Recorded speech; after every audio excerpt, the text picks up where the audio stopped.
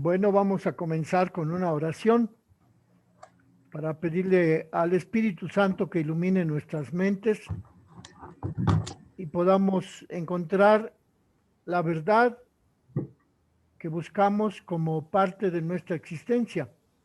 En el nombre del Padre, del Hijo y del Espíritu Santo. Amén. Amén.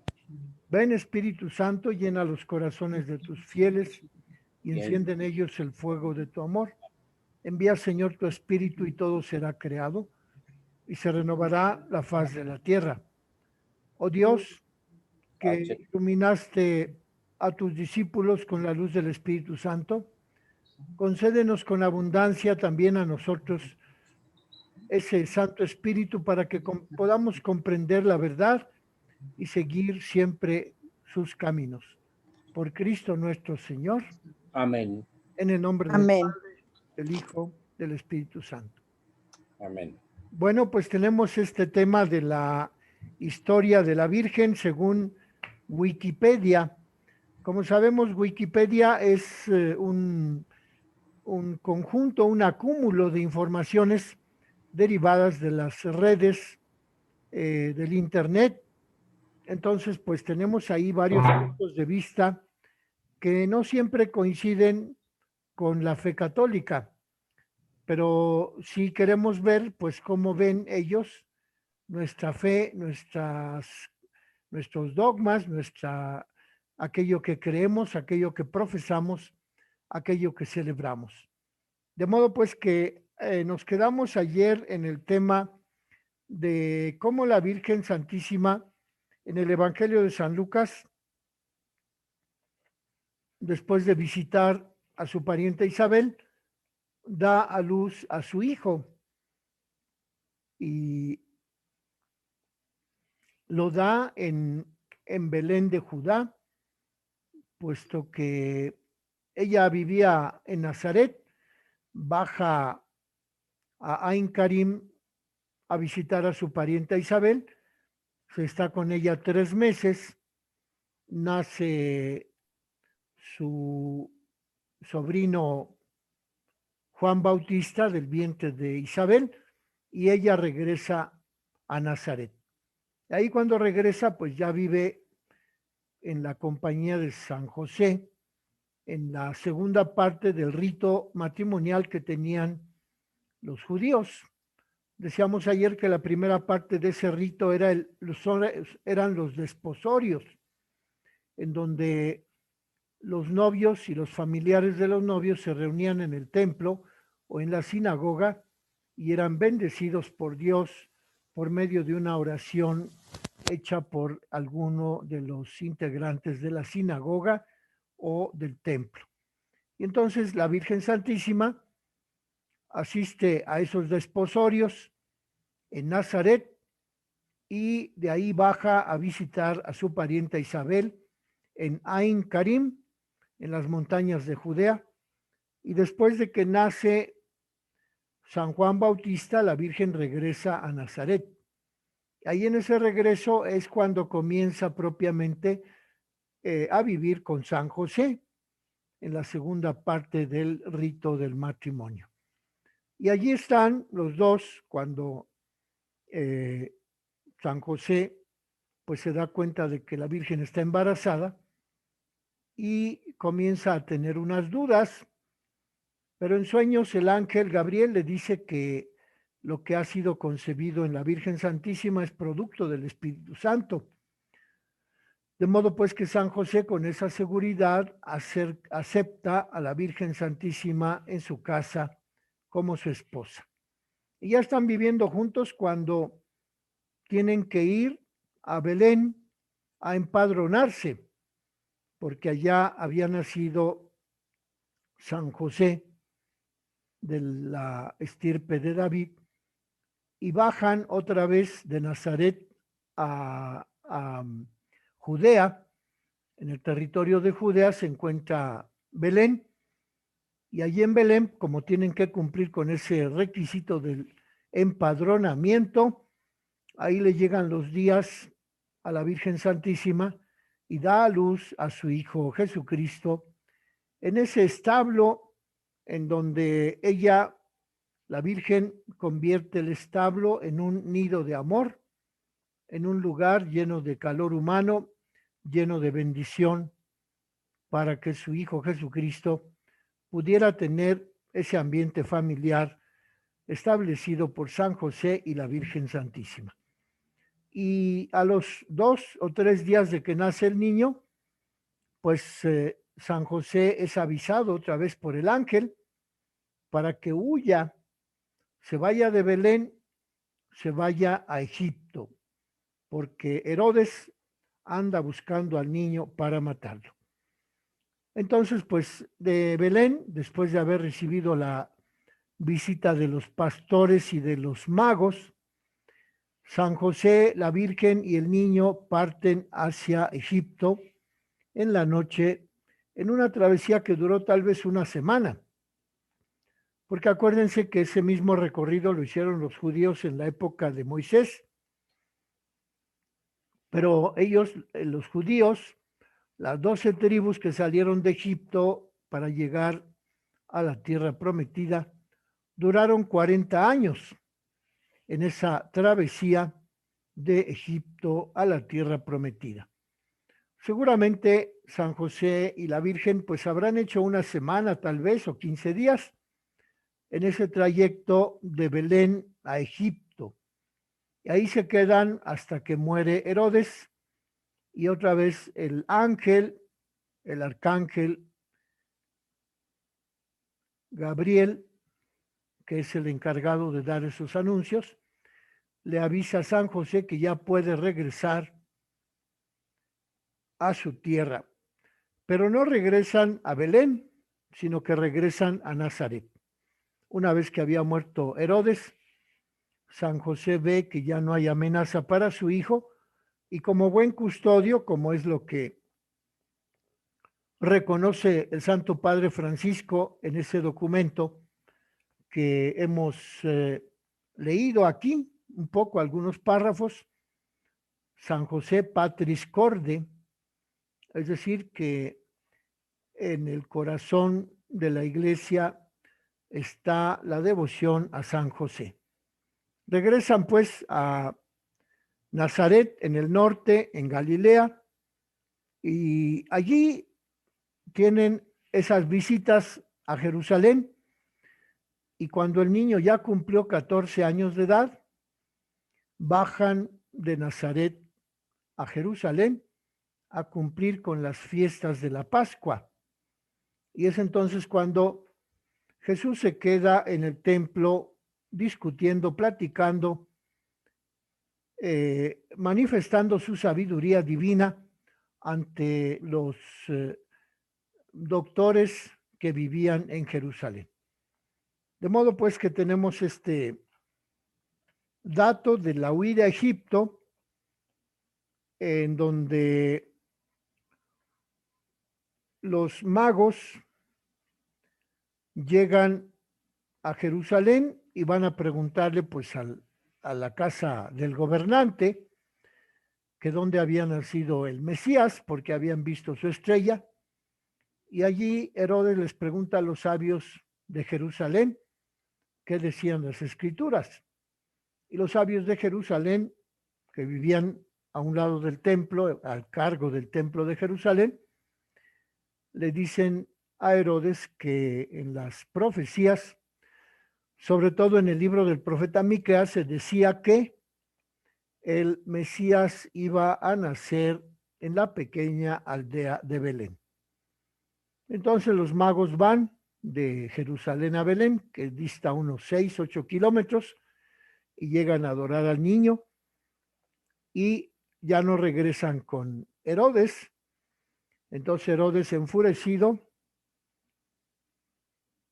va a buscar a Belén, a ese niño que atenta con quitarle el poder, porque los magos le habían dicho que era el rey de Israel.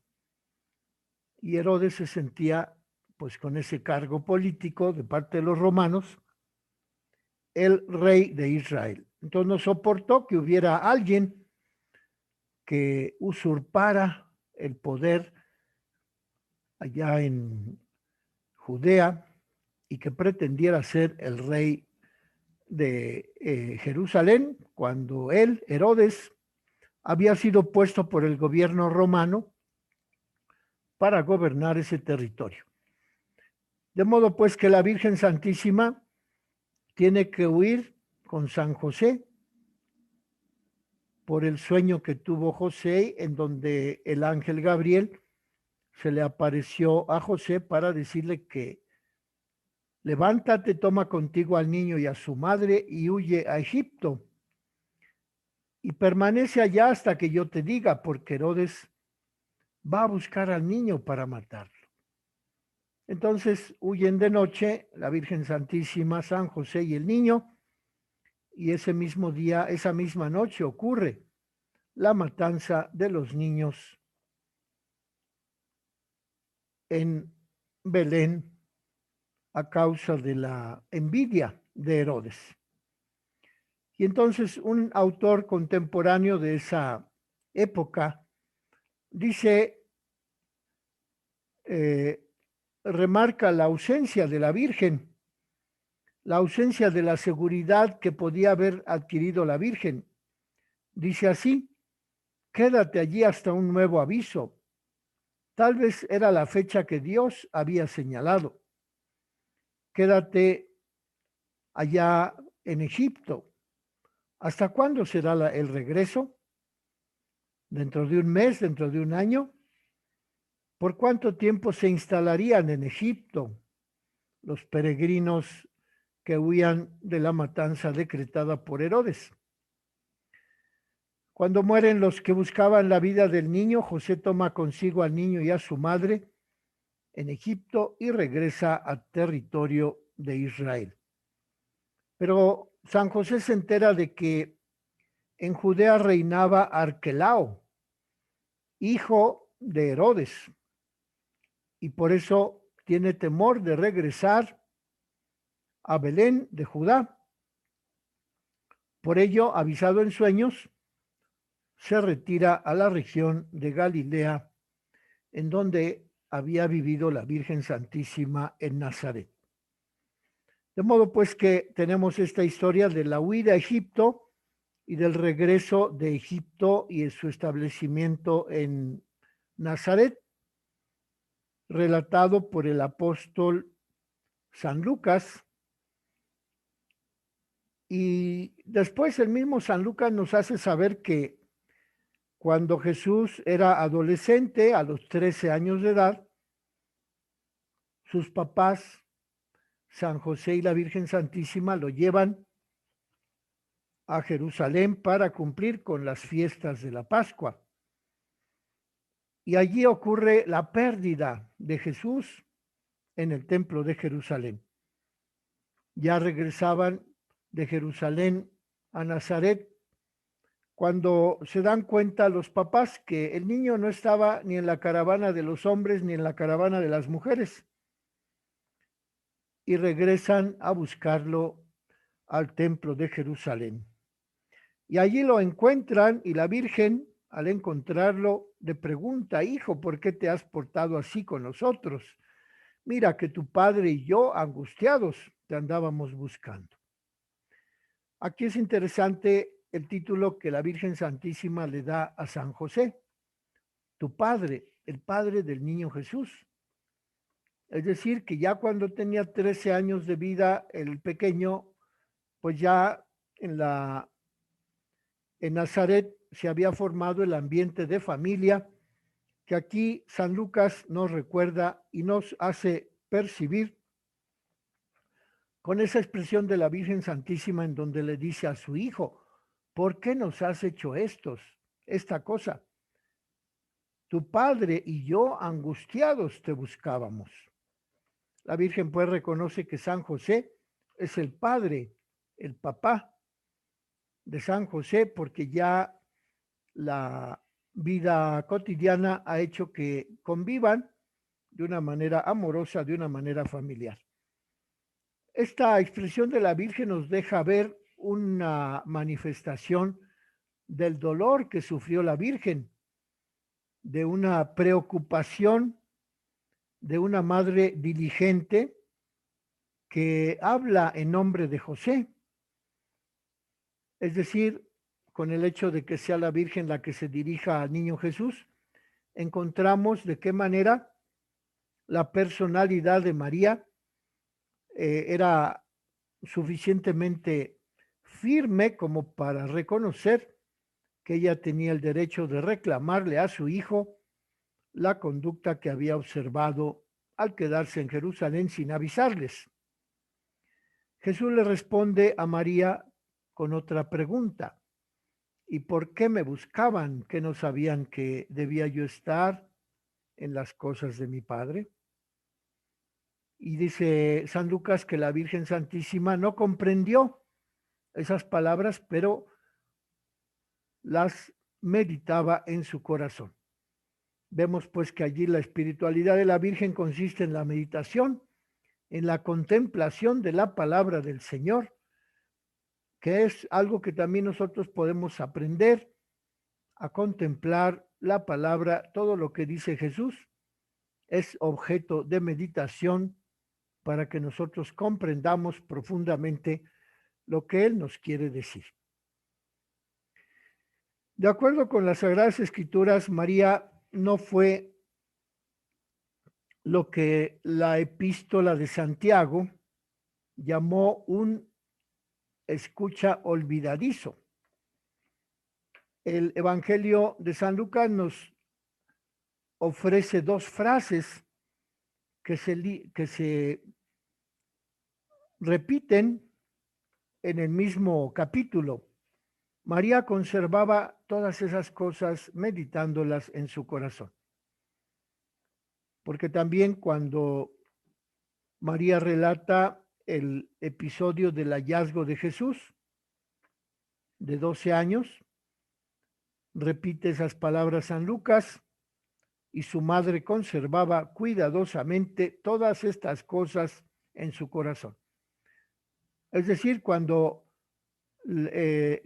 presentan al niño Jesús, San José y la Virgen, lo presentan en el templo de Jerusalén, apenas recién nacido de 40 días.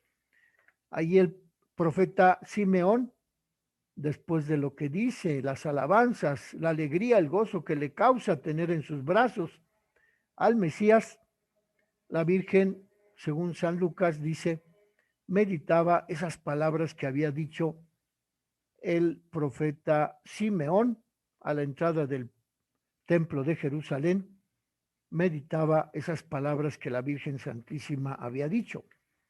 Y al final de ese capítulo también San Lucas, refiriéndose a las palabras que Jesús le dice a la Virgen, ¿por qué me buscaban? Que no sabían que yo debo estar en las cosas de mi Padre. También apunta allí San Lucas que la Virgen conservaba cuidadosamente todas estas cosas, estas palabras en su corazón.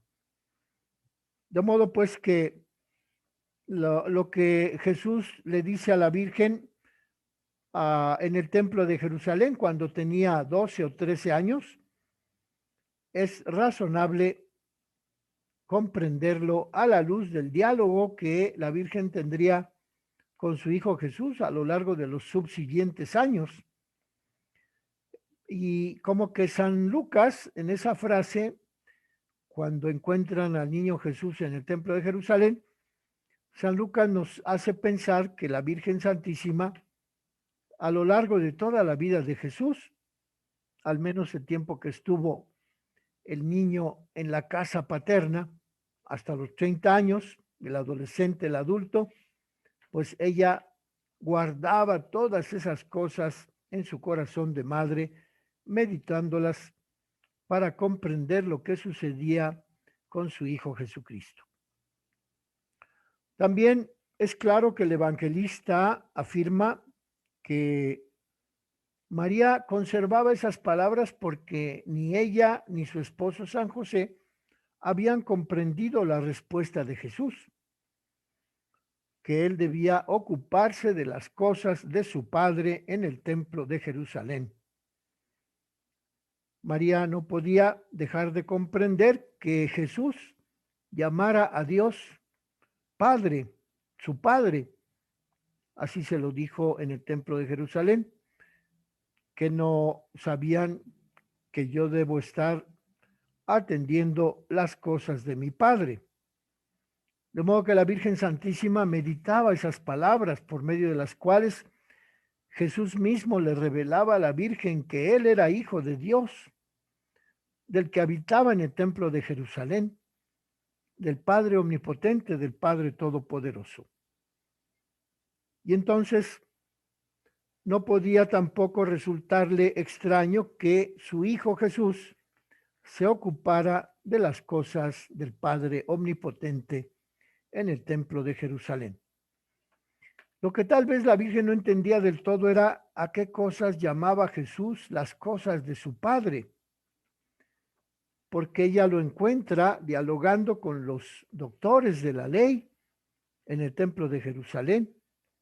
Entonces las cosas a las que Jesús se refería que debía estar atendiendo las cosas de su Padre, seguramente era que debía enseñar a los hombres la voluntad divina del Padre Todopoderoso y que después él, Jesucristo, tendría que morir por esos hombres que habitaban en Jerusalén, por esos doctores de la ley, por esos sabios, sacerdotes que vivían en el templo de Jerusalén.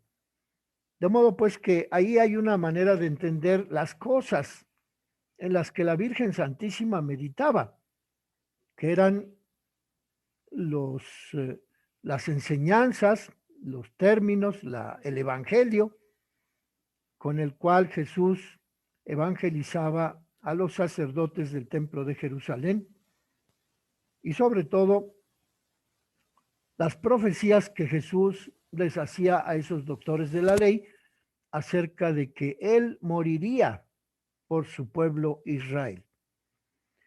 Y entonces, para la Virgen esas palabras de Jesús quedaron envueltas en el misterio, pero a pesar de que ella no las había comprendido, las guardaba en su corazón como si fueran una reliquia. Podemos decir que esas palabras que Jesús le decía, que él debía estar atendiendo a las cosas de su Padre, formaban parte del arquetipo de la psicología profunda de la Virgen María acerca de los conocimientos que ella iba acumulando en su mente, en su corazón, en su memoria, acerca de las enseñanzas de Jesucristo a los hombres. Por ello, algunos autores dicen que Santa María es la señora del silencio, porque ante las palabras que no comprendía de su hijo solamente guardaba silencio. Y también esta es la razón por la cual algunos autores piensan que la Virgen Santísima dialogó con San Lucas, porque él es el único, San Lucas, el que nos dice que la Virgen meditaba esas cosas que su hijo le decía, palabras, actos, acontecimientos que la Virgen guardaba en su corazón y que después de morir Jesucristo, seguramente San Lucas buscó a la Virgen para preguntarle acerca de todas aquellas cosas que la Virgen recordara acerca de su hijo Jesús y que fueron el material original que utilizó San Lucas para escribir su evangelio. De hecho, en la tradición ortodoxa de la Iglesia Oriental, se dice que San Lucas es el pintor de la Virgen Santísima, no porque él haya pintado con pinceles y pinturas al óleo o pinturas de acuarela, un dibujo de la Virgen, sino por la forma tan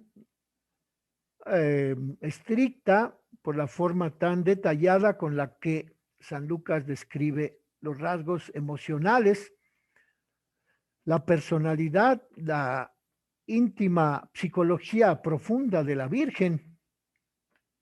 Y todo ello se debe a que seguramente San Lucas dialogó con la Virgen María para escribir su evangelio. pues decimos que la Virgen Santísima es una de las fuentes principales de las que San Lucas tomó pie, tomó datos, tomó las informaciones que recibió de la Virgen para escribir su evangelio. Aun cuando María no fuese la fuente oral de los datos que recogió San Lucas en su evangelio, es al menos razonable aceptar el testimonio inmediato, porque es el propio San Lucas el único que nos dice de esta actitud de la Virgen Santísima. Ninguno de los otros tres evangelistas nos dice que la Virgen hubiese puesto tanto empeño en mantener en su corazón las palabras que recordaba de Jesús. Así pues, tenemos que San Lucas fue también aquel que le dio algunos datos, algunas informaciones a San Juan acerca de las palabras de Jesús que la Virgen Santísima había guardado en su corazón. Bueno, pues ese es el tema que estamos viendo de cómo en ese periodo de la adolescencia de Jesús, la Virgen Santísima tuvo una actividad extraordinaria, puesto que se dedicó a meditar, a pensar, a reflexionar, a profundizar en el contenido, el significado de lo que Jesús le había dicho a la Virgen desde su más tierna infancia o adolescencia, podríamos decir, porque dice el Evangelio que cuando Cristo tenía 12 o 13 años, bajó de Nazaret a Jerusalén con sus papás para cumplir con la ley de participar en la fiesta de la Pascua en el templo de Jerusalén. Y ahí tenemos pues el desarrollo de la adolescencia, lo que podemos decir de Jesús en ese periodo hasta que cumple 13 años de edad.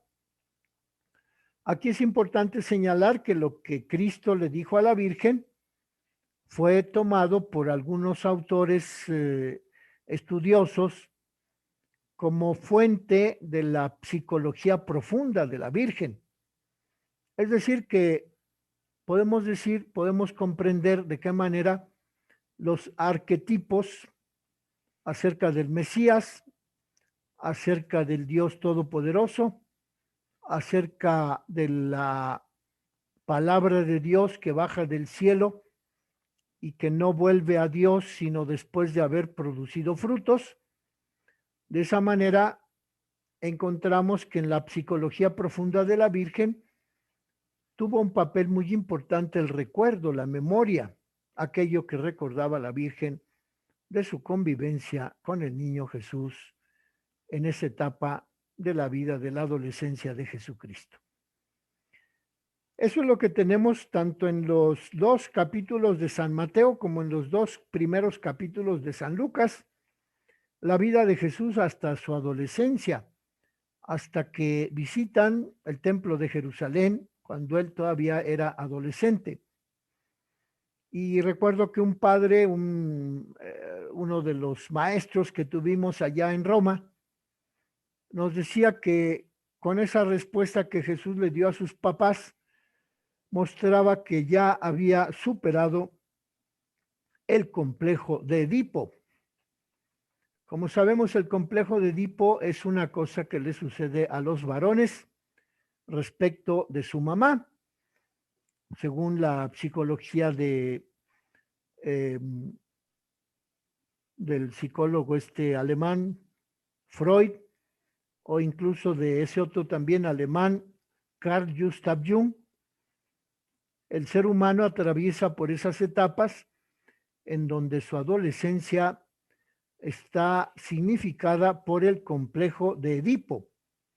¿Qué significa el complejo de Edipo? Pues que está buscando el hombre, el varón, la protección maternal siempre, según estos descubrimientos de la psicología de Freud y de Jung, el ser humano, el hombre, el varón, lleva a cuestas ese complejo de Edipo hasta una cierta edad, en donde el varón, hijo varón, pues se mantiene bajo la protección maternal. Pero con la respuesta que Jesús le da a la Virgen, ¿por qué me buscaban? No sabían que yo debía estar en las cosas de mi Padre. Pues Jesús es evidente que ha dejado de buscar la protección maternal, y entonces por eso decía este maestro allá en Roma, que Jesús, con estas palabras que nos dice San Lucas en el capítulo 2, cuando encuentran a Jesús en el templo, ya Jesús había superado ese complejo de Edipo, del cual supuestamente todos los hombres varones alguna vez tenemos y alguna vez nos liberamos o superamos más bien esa etapa de necesitar inexorablemente la protección maternal. Aquí Jesús con esas palabras pues da cuenta de que él ha superado esa etapa de la adolescencia en donde uno busca la protección maternal.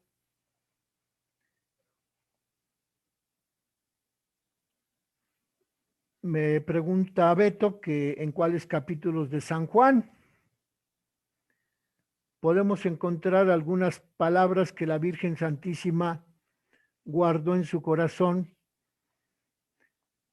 de lo que le dijo Jesús. Pues podemos aducir las bodas de Caná, cuando ella promueve la actividad milagrosa de Jesús al transformar el agua en vino.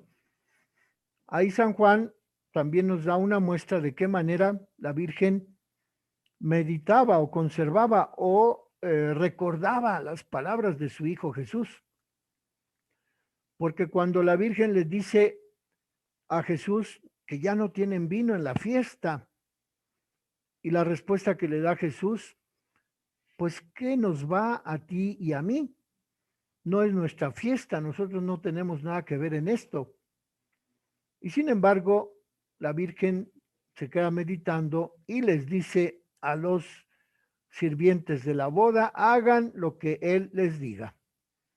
Ahí tenemos otra forma en la que la Virgen meditaba las palabras de su Hijo Jesús, que aunque era una negativa a colaborar con el vino en la fiesta de los novios de la boda de Caná, aunque la Virgen lo recibió como una negativa, sin embargo, por su cercanía con Jesús, por estar siempre cercana a Él, por estar viviendo con Él todavía, porque cuando comienza Jesús a predicar en Caná de Galilea, cuando hace su primer milagro, pues se supone que hasta esa época todavía vivía Jesús con la Virgen en Nazaret. De hecho, Caná está a unos 5 kilómetros de Nazaret, allá en la región norteña de Galilea.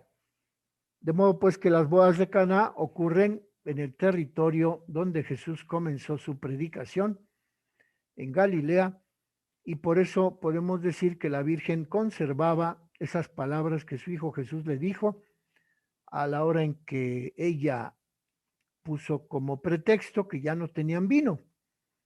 Digo como pretexto porque Jesús así comenzó su obra de salvación, su obra de predicación en el norte del país. Y para San Juan, en el Evangelio de San Juan, ese milagro de Caná fue el primero de los signos, de los 7 signos que Jesús realizó, según el Evangelio de San Juan, para darse a conocer como Mesías, como Redentor, como el Emanuel, profetizado por Isaías 7:14. Bueno, pues ya nos quedan 40 segundos. Espero que haya sido clara esta explicación. Les voy a dar les voy a dar estas páginas. Bueno, ya las tienen, pero los que no las tengan, por favor, me envían su correo electrónico para enviárselas esta misma noche. En el nombre del Padre,